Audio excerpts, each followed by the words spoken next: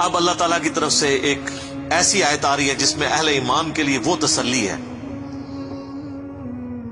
کہ اس لیول کی تسلی اور کوئی نہیں ہے.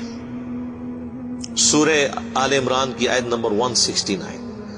وَلَا تَحْسَبَنَّ الَّذِينَ قُتِلُوا فِي سَبِيلِ اللَّهِ أَمْوَاتًا.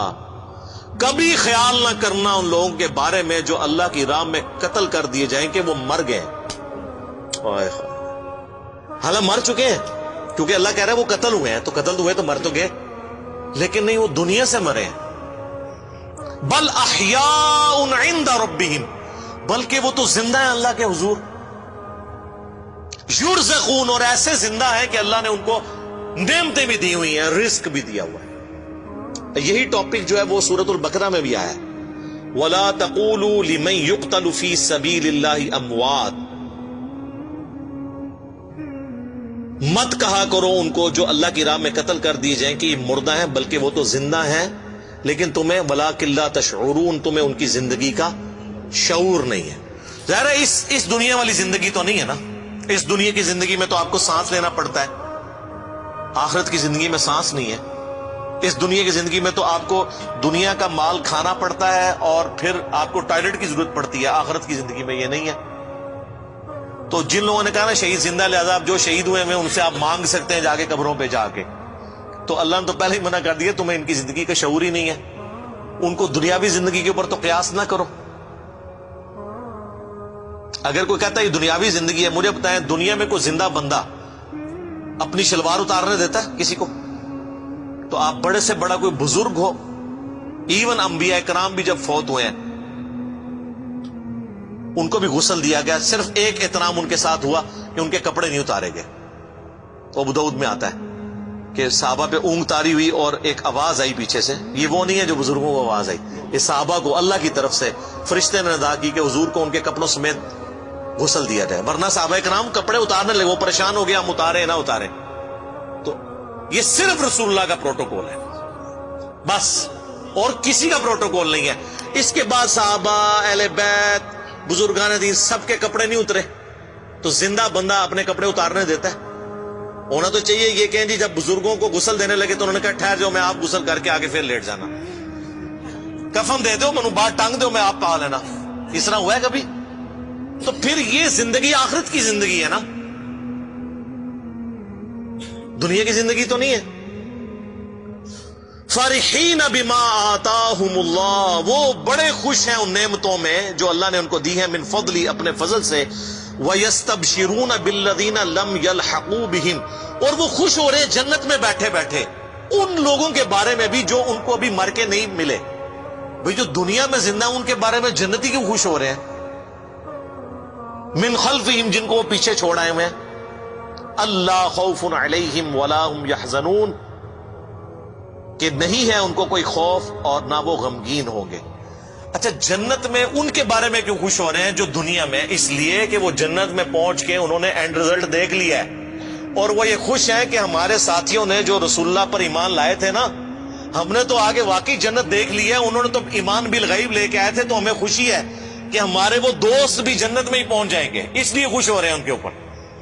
تو دوستی وہ جو اللہ اور اس کے رسول کے لیے ہو, عز وجل وصلی اللہ علیہ وآلہ وسلم.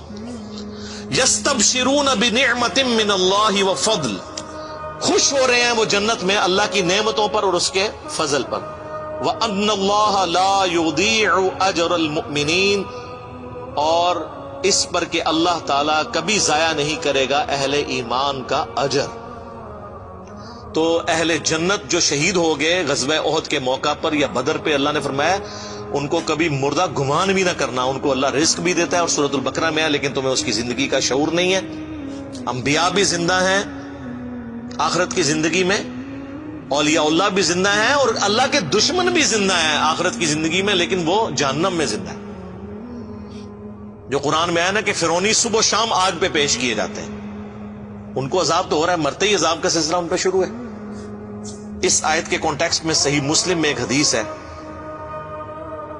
اسی آیت کے کانٹیکسٹ میں, کہ ان کو گمان نہ کرنا جو مر جائیں اللہ کی راہ میں کہ وہ مر گئے, وہ اللہ کے حضور زندہ ہے, ان کو رزق دیا جاتا ہے. تو حضور سے جب پوچھا کہ یا رسول اللہ یہ کس طرح کی زندگی ہے؟ تو آپ نے فرمایا کہ اللہ تعالیٰ اہل جنت کو وہاں پر یعنی ان کی روحوں کو پرندوں میں ڈال دیتا ہے اور وہ جنت میں اڑتے پھرتے ہیں، سبز پرندے، اور وہ شام کے وقت آ کے عرش کے نیچے جو اللہ کی قندیلیں ہیں نا ان پہ آ کے بیٹھ جاتے ہیں۔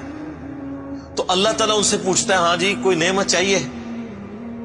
وہ کہتے ہیں یا اللہ تو نے اتنا کچھ ہمیں دیا ہے، ہمیں تو کسی نعمت کی ضرورت ہی نہیں ہے۔ تو جب اللہ تعالیٰ بار بار اصرار کرتا ہے نا تو وہ پھر ایک نعمت کہتے ہیں کہ یا اللہ تو ہمیں دنیا میں دوبارہ بھیج دے، ہم دوبارہ تیری راہ میں قتل ہوں اور پھر شہید ہو کے تیرے پاس پہنچے۔ تو اللہ فرماتا ہے کہ یہ وہ نعمت ہے، یہ میں تمہیں نہیں دوں گا، کیونکہ جو میرا یہ قانون ہے کہ جو ایک دفعہ دنیا سے آ گیا وہ واپس نہیں جا سکتا۔ ہاں عبد القادر جیلانی کی روح کھول لین اللہ دا گل ہے، کہانیاں، یہ مسلم شریف ہے، مولانا شریف نہیں۔ اللہ فرمائے گا یہ تو میرا رول ہے کہ جو مر کے میرے پاس آیا وہ دوبارہ نہیں آ سکتا، اس کے علاوہ کچھ اور مانگنا ہے تو مانگ لو۔ تو کہتے ہیں اللہ تو نے ہمیں سب کچھ دیا۔ اسی کو سپورٹیو ایک اور حدیث ہے صحیح مسلم میں کہ اللہ کے محبوب علیہ السلام فرماتے ہیں کہ قیامت والے دن جنت میں پہنچنے کے بعد کوئی شخص دنیا میں آنے کی تمنا نہیں کرے گا سوائے وہ شخص جو دنیا میں شہید ہوا ہوا، وہ تمنا کرے گا کہ کاش میں دنیا میں دوبارہ جا کے اللہ کی راہ میں قتل ہو جاؤں۔ اور اسی کانٹیکسٹ میں بخاری مسلم کی حدیث ہے کہ میری خواہش ہے میں اللہ کی راہ میں قتل کیا جاؤں، پھر زندہ کیا جاؤں، پھر قتل کیا جاؤں، پھر زندہ کیا جاؤں، پھر قتل کیا جاؤں، پھر زندہ کیا جاؤں، پھر قتل کیا جاؤں۔ یہ حضور کی خواہش۔ صحیح مسلم میں حدیث ہے جو شہادت کی تمنا کے بغیر مرا وہ منافقت میں مرا۔ اور مسلم شریف میں ایک حدیث ہے جس کے دل میں شہادت کی تمنا ہوئی اسے اپنے بستر پہ بھی موت آئی نہ عام حالت میں بیماری سے، اللہ اس کو شہید لکھ دے گا۔ سبحان اللہ وبحمدہ سبحان اللہ العظیم۔ اللہ تعالیٰ سے دعا ہے جو حق بات میں نے کہی اللہ تعالیٰ ہمارے دلوں میں راسخ فرمائے، اگر جذبات میں میرے منہ سے کوئی غلط بات نکل گئی تو اللہ تعالیٰ ہمارے دلوں ہی سے معاف کر دے، ہمیں کتاب و سنت کی تعلیمات پر عمل کر کے دوسرے بھائیوں تک پہنچانے کی توفیق عطا فرمائے۔ سبحانک اللہم وبحمدک اشہد ان لا الہ الا انت استغفرک واتوب الیک وما علینا الا البلاغ المبین۔ جزاکم اللہ خیرا۔